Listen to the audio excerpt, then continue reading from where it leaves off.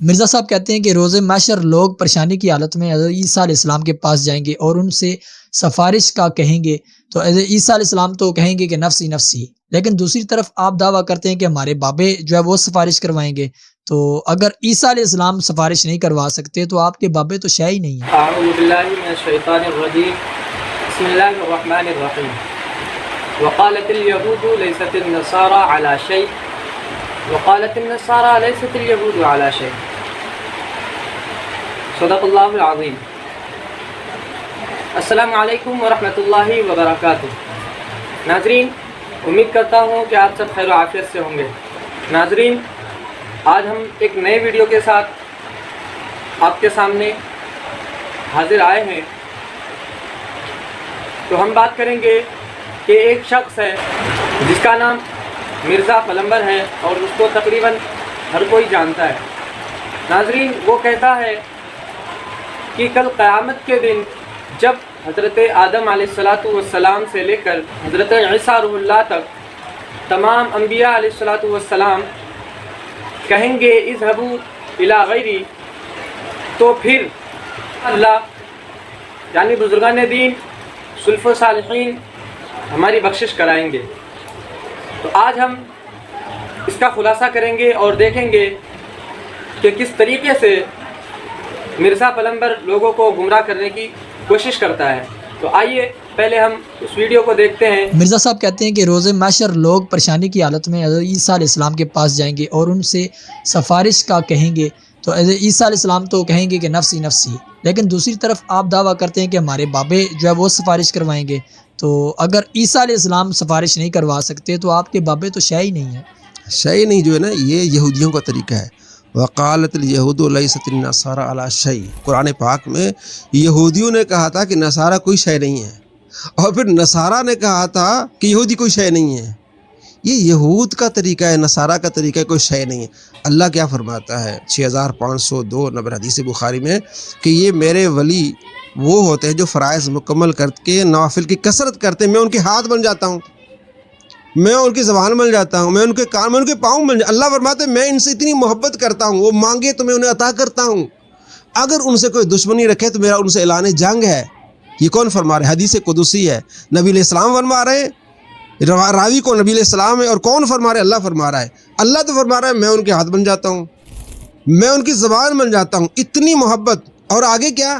اللہ فرماتا ہے کہ مجھے ہچکچاہٹ ہوتی ہے کہ میں چاہتا ہوں کہ میرے پاس آ جائیں، ان کو موت دے دوں، لیکن یہ کہتے نہیں ہم دنیا میں رہنا چاہتے ہیں۔ تو اللہ ان سے محبت کرتا ہے اور یہ کہتا ہے شے کوئی نہیں۔ اور جہاں تک یہ بات ہے آپ کی، یہ بھی بغض پر مبنی ہے۔ 65 حدیث بخاری میں کہ آپ صلی اللہ تعالیٰ علیہ وآلہ وسلم فرماتے ہیں کہ ساری دنیا پریشان ہوگی، آدم علیہ السلام کے پاس آئے گی کہ آپ کو اللہ نے بنایا اپنے ہاتھوں سے، اللہ نے آپ کو پہلا نبی چنا، آپ ہماری سفارش کریں۔ اللہ تبارک و تعالیٰ کی بارگاہ میں جائیں اور اللہ تبارک و تعالیٰ غضب نہ آ کے آپ دعا کریں کہ حساب کتاب شروع ہو۔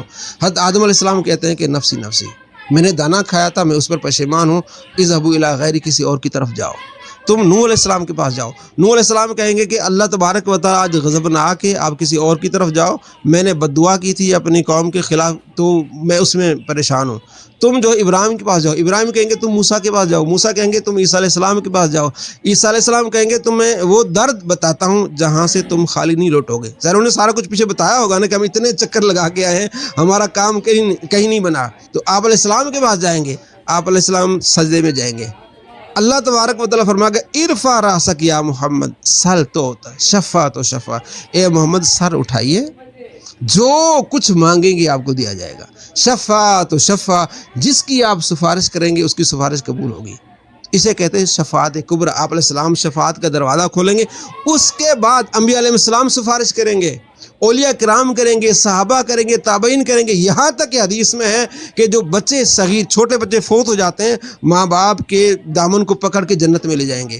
قرآن سفارش کرے گا، حدیث میں ہے، مسلم میں ہے، اور نسائی میں حدیث ہے۔ آپ علیہ السلام فرماتے ہیں کہ ایک مقتدی دوسرے مقتدی کی سفارش کرے گا۔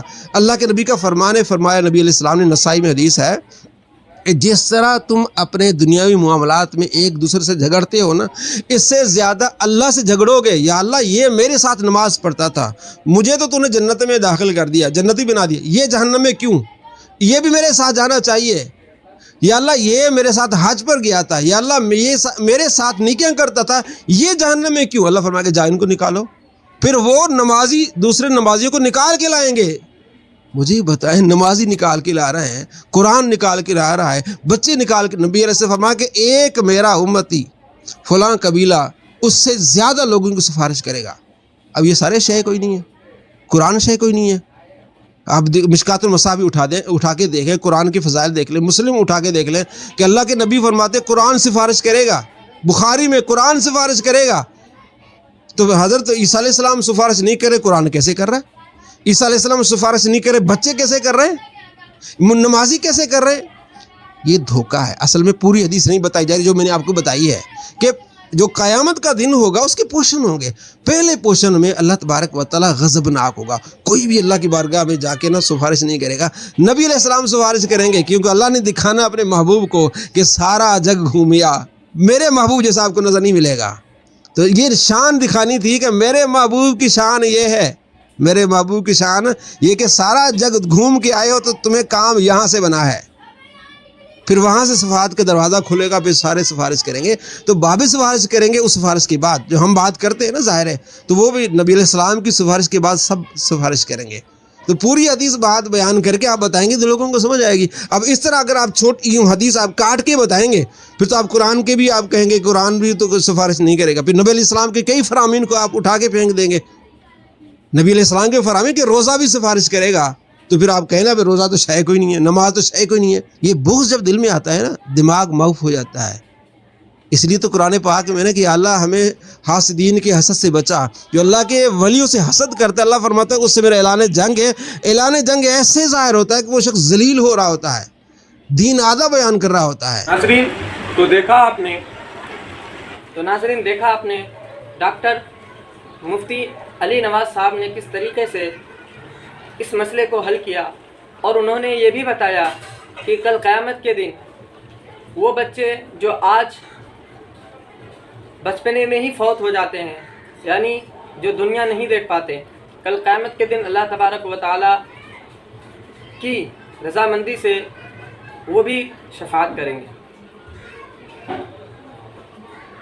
انہوں نے یہ بھی بتایا کہ کل قیامت کے دن وہ بچے جو ابھی اس وقت پیدا ہوتے ہی فوت ہو جاتے ہیں دنیا میں، کل بروز قیامت اللہ تبارک و تعالیٰ کی مرضی سے وہ بھی شفاعت کریں گے اور لوگوں کو جنت میں لے کر جائیں گے۔ امید ہے کہ یہ ویڈیو آپ لوگوں کو اچھی لگی ہوگی، تو آگے شیئر کریں۔ اللہ تبارک و تعالیٰ کی بارگاہ میں دعا ہے کہ اللہ تبارک و تعالیٰ ہم اور آپ کو اہدنا الصراط المستقیم پر گامزن عطا فرمائے، اور ہم سے اور آپ سے وہ کام لے جس سے وہ اور اس کا رسول صلی اللہ تعالی وسلم راضی ہو۔ تو ملتے ہیں انشاءاللہ ایک اگلے ویڈیو کے ساتھ۔